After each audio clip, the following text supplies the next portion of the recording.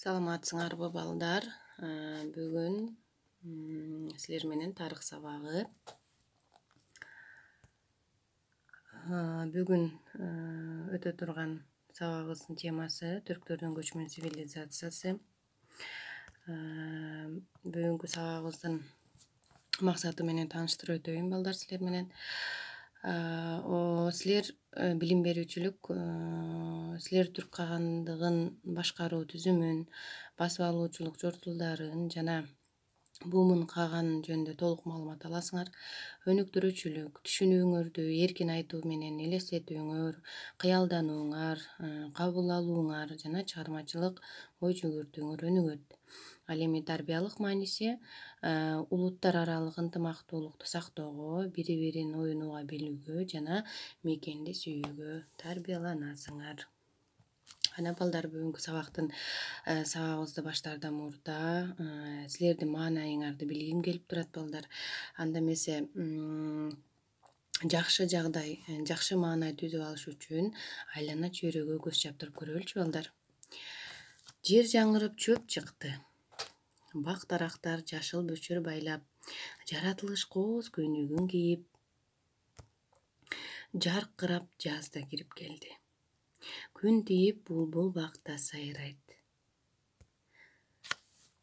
Кана балдар, маанайыңар көтөрүлдүбү? Маанайыңар жакшы деп ойлойм. Жакшы маанайда бүгүн сабагыбызды баштайлы, балдар. Сабакты баштаардан мурда, жаңы темабызды баштаардан мурда силер менен өтүлгөн темаларды кайталоо жүргүзөбүз. Силерге айтып кетерим, тарых дептериңер бар. Тарых дептериңерди алгыла, ручка даярдап алгыла. Жаныңарга 5 суроодон турган тест түздүм. Ошо тестке ар бир туура жоопко 1ден балл коюп кетесиңер. Эми анда эмесе тестибизди баштайлы, балдар. Биринчи суроо. Эфталиттер деген кимдер? А. Түрктөр менен монголдордун ата бабаларынан куралган эл. Б. Монголдор менен казактардын ата тегинен куралган эл. В.С. Хундардын байыркы ата теги. Жакшылап ойлонуп жооп беребиз, балдар. Андан кийинки суроо. Хундар кайсы дарыянын жээгинде отурукташкан? А. Сыр дарыянын жээгинде. Б. Хуанхэ дарыясынын жээгинде. В. Аму дарыясынын жээгинде. Силер жетиштиңер деп ойлойм, балдар. Андан кийинки суроого өтө берели. Андан кийинки суроо. Аттила ким болгон? А. Хон урууларын Европадагы мамлекетинин кол башчысы. Б. Монголдордун башчысы. В. Хан династиясынын императору. Туура жообун белгилейбиз, балдар. Төртүнчү суроо. Кушандыктар улуу жибек жолу аркылуу кайсы император менен байланышкан? Кушандыктар улуу жибек жолу аркылуу кайсы император менен байланышкан? А. Египет, Рим, Индия, Кытай императорлору менен. Б. Англия, Индия, Арабия, Монголия. В.С. Кытай, Египет, Европа, Иран. Кушандыктар жөнүндө өткөнбүз, балдар. Жакшылап ойлонуп, туура жообун беребиз. Андан кийинки акыркы суроом мындай. Моадун ким болгон? А. Хундардын шанүйү. Б. Хан династиясынын императору. В. Сактардын падышасы. Ойлонобуз, балдар, туура жооп бергенге аракет кылабыз. Мен ойлойм, силер жооп берип, туура жоопторун белгилеп бүттүңөр деп, балдар. Мага жоопторун тартып кетирип жибересиңер. Бүгүнкү анда эмесе жаңы теманы баштай берели, балдар. Бүгүн силер менен түрк кагандыгы, түрктөр боюнча сөз кылмакчыбыз. Биздин замандын 6-кылымында Ашына уруусу бийлеген Алтайдагы түрктөрдүн өз алдынча мамлекети пайда болгон. Ал мамлекет бара-бара күчтүү империяга айланган. Бул империя тарыхта Түрк кагандыгы деп аталып калган. Түрк кагандыгынын Ашын уруусунан чыккан Бумын каган деген киши башкарган. Кытай жазма булактарына таянсак, Бумын кагандын жан жөөкөрлөрү аны ак кийгизге отургузуп чоң салтанат менен хан көтөрүлгөн деп айтылат балдар. Бумын каган коңшу мамлекеттер менен соода жана элчилик байланышта болгон. Кытайдын Батыш Вэй императору менен союз түзүп алып, өзүнүн душманы жужандарга каршы согуш жарыялаган. Бул Түрк кагандыгынын илгертен келе жаткан душманы жужандыктар. Ошол жужан мамлекетинин каганы Анахуан деген киши болгон балдар. Ошол бул Бумын каган Анахуанга тийишип, анын кызын колун сурайт. Анда жужан каган эмне деп жооп берет? Менин темирчим менин кызыма тең эмес деп жооп берет. Жооп берип, анткени бул жерде карагыла балдар. Менин темирчим менин кызыма тең эмес деп. Эмне үчүн мынтип айткандыгын силер менен биз түшүнөбүз. Анткени буга чейин түрктөр жужандарга көз каранды болуп келишкен. Салык ордуна алар темирден курал жарактарды жасап, ошол салыктын ордуна берип турушкан экен. Темир курал жарактарды көрдүңөр балдар. Бул жерде менин темирчим дегендин мааниси ошол экен. Көрдүңөрбү? Булар дейт, мурун ошо темирден курал жарактарды жасап берип турчу экен, Шылтоо табылары менен Бумын 552 жылы жужан кагандыгына кол салып, аларды талкалайт. Түрк кагандыгы мамлекет негизделет. Ойдо жок жерден жеңилген Анахуан өзүн өзү өлтүрөт. Бумын өзүнө эл каган деген титулга ээ болот экен балдар. Андан кийинки Түрк кагандыгынын чыгыштагы жана батыштагы басып алуучулук жортулдары. 552 жылы Бумын каган өлгөн соң, анын ордуна баласы Кара каган такка отурат. Бирок Кара каган кыска мөөнөткө гана бийлик жүргүзө алат. Андан кийин көп убакыт өтпөй 553 жылы Бумындын экинчи уулу Мукан каган келет. Мукан каган Кытайдын майда империяларга бөлүнүшү, жужан мамлекетинин кулашы, ушул түрк мамлекетинин, түрктөрдүн чек араларын кеңейтүүгө жакшы шарт түзүп берген. Мукан каган чыгышка карай жортул уюштуруп, монгол тилдүү кидандарды өзүнө багындырган. Ал Кытай, Корея жарым аралы жана Сары деңизге чейин жетип, кытайлыктардан чоң суммадагы салыктарды алып турган. Мукан каган аскерлердин Энисейге жөнөтүп, өзүнүн аскерлерин 555 жылы ал жактагы кыргыз урууларын дагы өзүнө каратып алган. Түрк кагандыгы түзүлгөндө эле анын батыш бөлүгүн Бумындын иниси Истеми деген киши болгон. Истеми бул силердин китебиңерде Истеми Жабгу деп айтылат. Бул Истеми Жаббу деген сөздүн деги эле мааниси балдар вице-император деген сөз экен. Бул биз кандай мааниде айтылышын, Жаббу деген сөздүн мааниси ошондой экен, вице-император деген сөздү билдирет экен, мааниде айтылат экен. Бул Истеми Бумындын иниси болот, бир тууган иниси. Бул Истеми Тяньшань менен Хорезмди өзүнө караткан. Андан кийин көп убакыт өтпөй Итил, Волга дарыясынан чыгып, Уралга чейинки жерлерди өзүнө каратып алган. Түрктөрдүн андан ары жылышына Эфталиттер мамлекети тоскоол кылган. Эфталиттер мамлекети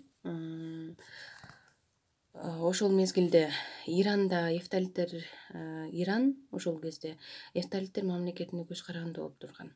Ирандыктар эфталиттерге салыктар төлөп турган. Түрктөр Иран мамлекети менен биргелешип союз түзүп 565-жылы эфталиттерге сокку урат. Башкача айтканда түрктөр ирандар менен биригип алат дагы эфталиттерге согуш жарыялайт. Мунун натыйжасында, согуштун натыйжасында эфталиттер ээлеп турган Борбордук Азия, Чыгыш Түркистандын бир бөлүгү, Индиянын түштүк батышы түрктөрүнүн курамына өтөт. Эми бизде андан кийинки кичинекей подтема бар: түрк кагандыгынын күч алышы жана жиктелиши. Эфталиттер мамлекети жеңилген соң эфталиттердин ээлигин бөлүштүрүүдө, башкача айтканда эфталиттердин ээлигин ошо эфталиттердин жерине, аймагын бөлүштүрүүдө түрктөр менен ирандардын ортосунда келишпестик пайда болгон. Булар көрдүңөрбү, башында түрктөр менен ирандар союз түзүп алып эфталиттерди жок кылса, кайра ошо эфталиттердин мамлекетин жерин бөлүштүрүүдө Иран менен түрктөр өзү бири-бирине каршы чыгышкан. Жада калса алардын ортосунда согуш башталып кеткен. Түрктөр 568-69 жылдары Ирандын душманы болгон византиялыктар менен келишим түзөт. Түрктөр, византиялыктар бул Ирандын илгертен келаткан душманы. Анан византиялыктар менен түрктөр келишим түзөт дагы Иранга кол салат 569-жылы. Бул согуштун жүрүшүндө түрктөрдүн каганы, Бумындын инеси Истеми Жабгу вице-император боюнча сөз болуп жатат. Бул согушта ошол Истеми каган башкарып келген. Анан Иранга кол салгандан кийин шаарлары, кыштактарын басып алат. Иран 571-жылы түрктөр менен тынчтык келишимин түзөт. Эфталиттердин жери Согдуну түрктөргө берүүгө, жыл сайын алтын металлдар менен салык төлөп турууга аргасыз болот. Натыйжада Борбордук Азияда түрктөрдүн жергеси пайда болгон. Түркстан Иран менен болгон согушка византиялыктар катышпай койгондугу үчүн түрктөр кайра Византияга каршы согуш баштайт. Бул Византияга каршы согуш баштаганын себеби көрдүңөр балдар. Булар башында Иранды басып алабыз дегенде византиялыктар менен ирандыктар бири-бирине душман болчу да.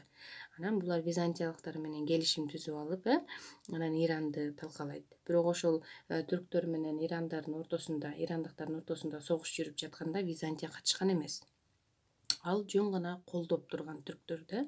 Ошол Иран менен болгон согушта византиялыктар катышпагандыгы үчүн түрктөр эми кайра византиялыктарга согуш жарыялайт.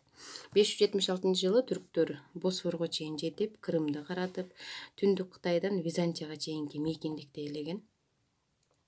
Бул мамлекет Мукаң каган менен Таспар кагандын бийлик мезгилинде болгон согуш. Бул согуш мезгилинде Мукаң каган менен Таспар кагандын бийлик астында болуп өткөн согуш. Чарбалык жактан чыңдалат, түрктөр басып алган жерлерин баарын түрк эли, түрк маданияты тарайт. Жана Улуу Жибек жолу толук бойдон түрктөрдүн көзөмөлүндө болот. 582-603 жылдары аралыгында ичара жыр чатактардын кесепетинен бул түрк кагандыгы боюнча сөз болуп жатат, көрдүңөр балдар. 582-жылы 603 жылдары түрк кагандыгынын ошо мамлекеттин ичинен эле ичара жыр чатактар чыгып, түрк кагандыгы начарлап, батыш түрк кагандыгы жана чыгыш түрк кагандыгы болуп эки мамлекетке бөлүнүп кеткен. Бул түрк кагандыгынын мамлекет ичиндеги болгон чыр чатактардын кесепетинен болгон да. Ошо батыш түрк кагандыгы, чыгыш түрк кагандыгы деп эки мамлекетке бөлүнүп кеткен.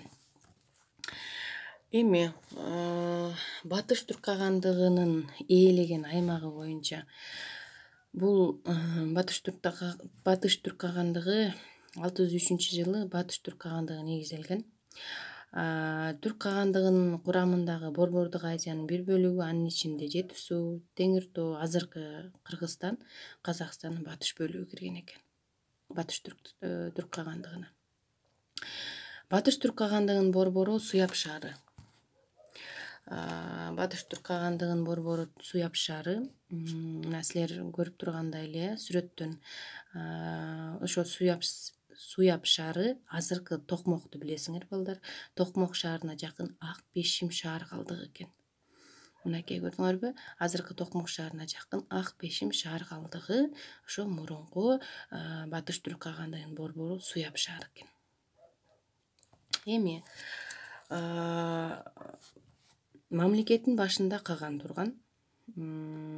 Убактылуу Батыш Түрк кагандыгынын башчыларынын бири болуп, бул Тон Жабго Каган бийликте турган. Бул Тон Жабго Каган боюнча деги эле ошо Кагандын, ошол Батыш Түрк кагандыгынын мамлекетинин өзүнүн жашоо шарты боюнча деги эле ошо бийликтеги мамлекеттин гүлдөө өнүгүүсүнө Кытай монахы, саякатчы Сюань Изан деген киши болгон. Ошол саякатчы мындай деп жазган экен. Ошо Батыш Түрк кагандыгына, жанагы Тон Жабго Каганга. Хандын сарайы өтө кооз жасалган. Хан жашы атластан чапан кийген, башын чекесинен желкесине карай ичке жибек сызма менен байлап койгон. Ал узун чачын чекесине жаактарына чүрбөй кармап турган. Аңчылыкка чыкканда ханды 200 атчан жоокер коштоп жүрөт. Алар да жарашыктуу кийинген. Жоокерлер узун найзалар, жаалар менен куралданган, найзалары желекчелер менен кооздолгон деп сүрөттөйт. Бул Кытай саякатчысы Сюань Изан деген кишинин айтымында ушундай сүрөттөлөт экен. Көрдүңөр балдар. Эми Батыш Түрк кагандыгы менен Тан империясынын мамилеси. Батыш Түрк кагандыгы менен Тан империясынын мамилеси. Тан империясы силер билесиңер, азыркы Кытай. Бул Батыш Түрк каганды кеңири аймакты ээлеген өзү. Анын курамына кирген элдер ар кандай деңгээлде өнүккөн. Батыш Түрк кагандыгынын доорунда түрк калкынын өзүнүн Түрк кагандыгынын өзөгүн 10 ок эли түзгөн. 10 ок эли 2 бөлүктөн Дулу жана Нушиби урууларынын бирикпесинен куралган. Дулуулар Чүй өрөөнүнүн чыгыш тарабында мекендешкен, ал эми Нушибилер батыш тарабында мекендеген. Кытай империялары менен Түрк кагандыгы атаандашып турушкан. Бирок булар бири-бирин алсыратып саясий аренадан сүрүп чыгаруу багытында аракеттенишкен. Булардын ортосундагы келишпестик, карама-каршылык, алардын негизги максаты бул Улуу жибек жолуна көзөмөл жүргүзүп, ошо Улуу жибек жолу өткөн аймактарды өз таасирине кармап туруу болгон. Башкача айтканда, ошол Улуу жибек жолу өткөн аймактарды өзүнө каратып алам деген ушундай бир максат коюп алышканда, ошо Улуу жибек жолун мындайча өзүбүздүн тилибизче айтып, мындай кыскартып айтканда, ошо Улуу жибек жолун булар талашышкан. Батыш Түрк кагандыгы менен Тан империясы, ошол эки мамлекеттин ортосундагы келишпестик ошондон келип чыккан экен балдар. Батыш Түрк кагандыгынын жоюлушу. Батыш Түрк кагандыгынын жоюлушунда 834-жылы бийликке келген Ышбар Хилаш Каган реформа жүргүзөт. Ал реформанын жүргүзүүнүн себеби жанагы силер менен айтып өтпөдүкпү, 10 ок эли деп. Ал 10 ок эли 2 бөлүктөн турарын бердик, Дулу жана Нушиби урууларынан. Ошол Батыш Түрк кагандыгынын бийликке келгенде, бийликте каганы Ишбар Хилаш Каган ошо реформа жүргүзүп, ал реформанын себеби ошо Нушиби менен Дулу төбөлөрүнүн ортосундагы карама-каршылыкты токтотуу болуп эсептелинген. Ага ылайык кагандык 10 аймакка бөлүнгөн. Ар бир аймактын башкаруучусун Каган өзү дайындаган экен. Бирок кагандыктагы борбордук бийлик менен жергиликтүү башкаруучулардын кызыкчылыгы дал келген эмес. Ошондуктан 1638 жылы Батыш Түрк кагандыгы алсырап, аймагы экиге бөлүнүп кеткен. Ошо аймагы экиге бөлүнүп алсыраган учурда Тан империясы Батыш Түрк кагандыгын жок кылуу үчүн согуштук аракеттерин токтоткон эмес экен. Согуш аракеттери көп жылга созулган. 657-жылы Батыш Түрк кагандыгы жеңилип, Кытай мамлекети Батыш Түрк кагандыгын аймактарга бөлүп, алардын башкарууга өз өкүлдөрүн кое баштаган. Башкача айтканда, 74-жылы Батыш Түрк кагандыгы жашоосун токтотуп, анын эли жери Түргөш кагандын курамына кошулган. Бул силер менен Батыш Түрк кагандыгы менен Тан империясынын мамилеси деп атпайбы балдар? Көрдүңөрбү? Батыш Түрк кагандыгы менен Тан империясынын мамилеси начар болгон экен, балдар. Андан кийинки Батыш Түрк кагандыгы, андан кийин Чыгыш Түрк кагандыгы жөнүндө эмнени айткым келет, балдар? Бул дагы Чыгыш Түрк кагандыгы дагы Тан империясы менен, кытайлыктар менен тынымсыз согуштарды жүргүзүп турушкан. Чыгыш Түрк кагандыгы 603-жылы негизделген. Анын курамына Алтай, азыркы Казакстан, Чыгыш тарабы, Чыгыш Түркестандын бир бөлүгү, Түштүк Сибир жана азыркы Монголия аймагы кирет экен. Биринчи Чыгыш Түрк кагандыгы олуттуу күчкө айланып, Кытай мамлекетине каршы ийгиликтүү согуш аракеттерин жүргүзгөн. Бул тарыхта бул мамлекет биринчи Чыгыш Түрк кагандыгы деп аталып калган. Мамлекеттин аскерлери Кытайга 67 жолу жортуул жасаган. Бул тарыхый булактарда жазылгандыгы белгилүү бизде. Түрктөрдүн согуштук аракеттери жаңы эле бийликке келген Тан династиясынын бир кыйла кыйынчылыктар жараткан. Бирок 630-жылы Чыгыш түрктөрү Кытай аскерлерин жеңилеп, ошондон кийин Чыгыш Түрк кагандыгы 50 жылдай Кытайга көз каранды абалда калган экен. Көрдүңөр балдар, бул Чыгыш Түрк кагандыгы 67 жолу жортуул уюштуруп, кытайлыктарга Тан династиясына каршы канча деген жортуулдарды, канча деген согуштарды ачып, өзүнүн көз карандысына ээ болгусу келген да. Бирок тилекке каршы 630-жылы жеңилип, 50 жылдай Кытайга көз каранды болуп кала беришкен экен. Экинчи Чыгыш Түрк кагандыгынын түзүлүшү. Бул биринчи Чыгыш Түрк кагандыгы, анан экинчи Чыгыш Түрк кагандыгы түзүлөт. Экинчи Түрк кагандыгы түзүлүшүнүн себеби мындай, балдар. Эмне болуп экинчи Чыгыш Түрк кагандыгы түзүлүп калат? 679-жылы Тан империясы кризис абалына туш болот. Ошол кризис абалынын мезгилинде Чыгыш түрктөрү көз карандысыздык үчүн күрөш кайра жүргүзөт. Чыгыш түркүндө көчмөн уруулар колдоо көрсөтөт. Натыйжада Монголия аймагында көз карандысты алдында өз алдынча мамлекет экинчи Чыгыш Түрк кагандыгы болуп түзүлгөндүгү бизге маанилүү да. Анан бул экинчи Чыгыш Түрк кагандыгынын түзүлүп калышынын себеби ошол. Бул 679-жылы Тан империясынын кризиске учурашы. Ошо кризис абалында согуш ачып, Тан империясына Чыгыш Түрк кагандыгынан экинчи Чыгыш Түрк кагандыгынын түзүлүшү ошол да. Кагандыктын борбору Өтүкен шаарына жайгашкан. Кагандыктын батыш чек арасы Алтай эле дейт. Мамлекеттин биринчи каганы Кутлук Элтериш каган болгон. Ал тарыхый булактарда Кутлук башка элдерге 47 жолу жортуул уюштургандыгы, 20 жолу салгылашкандыгы жазылат. Далай душманын тизе бүктүрүп башын ийдиргени биздин тарыхый булактарда жазылып калганда. Кагандын эң жакын жардамчысы, анын кеңешчиси Тонукук болуп эсептелинет. Ал кагандыкты негиздөөгө чоң салым кошкон. Бул экинчи Чыгыш Түрк кагандыгынын башчысы каганы Кутлук каган болгон. Анан Кутлук каган өлгөндөн кийин анын ордуна иниси Капаган каган бийликке келет. Капаган каган көп мөөнөткө деле отурбайт. Аз мөөнөттө бийликтен кетип, ал өлкөнү 716-жылга чейин башкаргандагы Капаган каганын тушунда